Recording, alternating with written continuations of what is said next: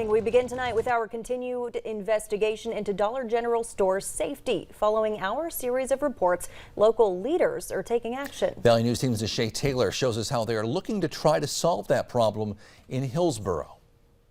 Several Dollar General stores have come under fire after complaints of safety hazards. In the Red River Valley, the store in Hillsboro was one of many locations where customers expressed their concerns. There was several issues and complaints. The state fire marshals, which they came down and did several inspections, basically to look at it and see what violations are there. Those inspections happened late last week. On Monday, during the Hillsboro City Commission, preliminary results of the investigation revealed some of the key reasons for the problem. They did say that part of it is they don't have enough employees, and partly that the company was sending them more stock than they could get through. In many cases, Dollar General stores often play a big role in smaller communities.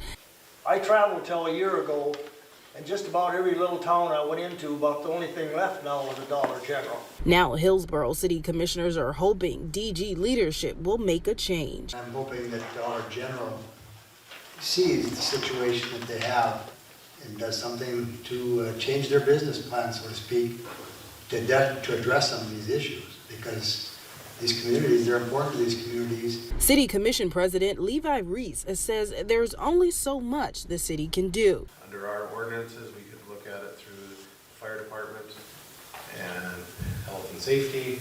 But he says he felt it was necessary to take the first step of trying to fix the issue. If somebody has an issue or complaint or anything that, we're going to look into it and see what we can or can't do. But sometimes there is complaints that, it does violate ordinances or code, and we just want to make sure that our community is safe and healthy and people have a good place to work and live and get the things they need. In Hillsboro, Shay Taylor, Valley News Live.